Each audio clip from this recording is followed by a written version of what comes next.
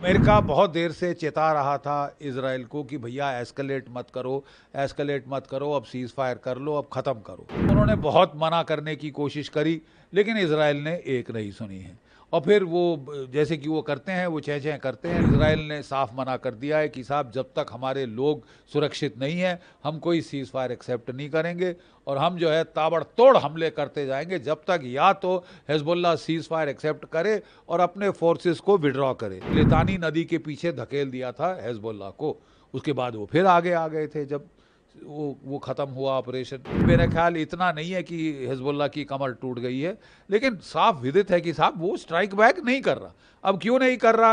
America बहुत देर से चेता रहा था इजराइल को कि भैया एस्केलेट मत करो, अब सीज फायर कर लो, अब ख़त्म करो।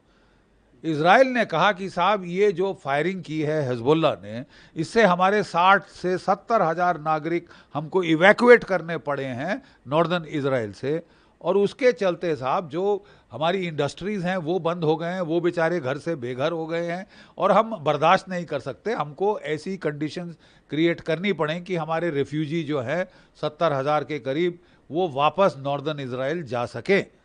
हमको बर्दाश्त नहीं है कि कोई देश हम पे धड़ाधड़ रॉकेट फायर किए जा रहा है पिछले 1 साल से, और हम हाथ पे हाथ धरे बैठे हैं।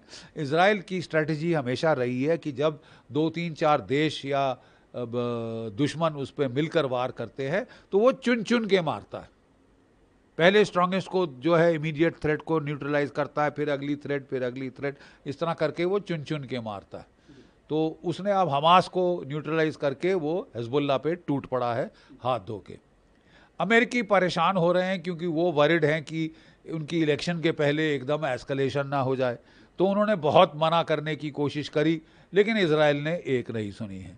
और फिर वो जैसे कि वो करते हैं, वो चह करते हैं, लेकिन उसके बाद उनके मतलब नेल्सन आई टर्न कर लेते हैं, ठीक है जो करना है करो।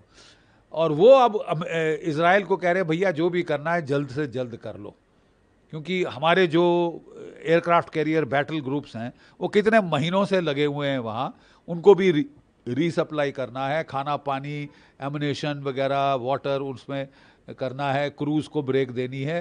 तो जो कुछ करना है आप जल्दी करिए।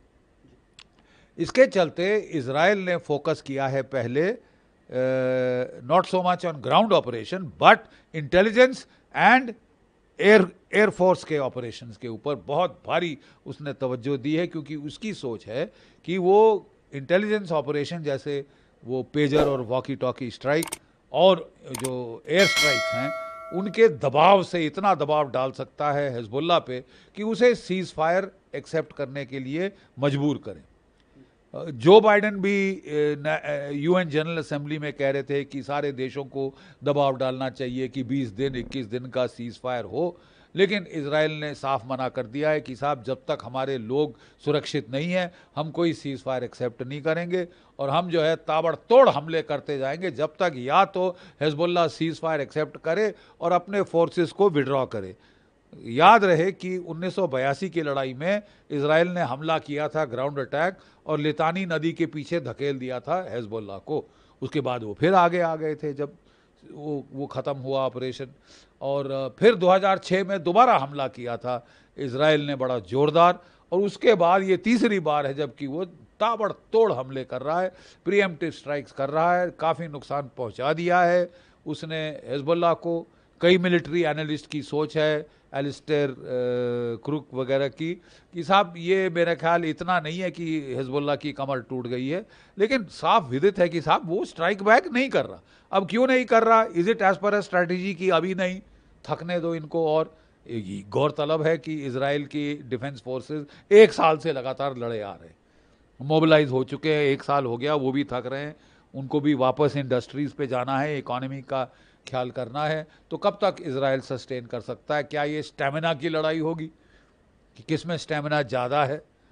वो जो शिया हैं वो तो बहुत सारी सफरिंग एब्जॉर्ब कर सकते हैं, मार खाने के लिए तैयार हैं वो बिल्कुल, क्योंकि कुछ है ही नहीं खोने के लिए खास। तो अब ये शायद जो स्टेमिना की लड़ाई हो जाए कि कौन ज़्यादा देर टिक सकता है।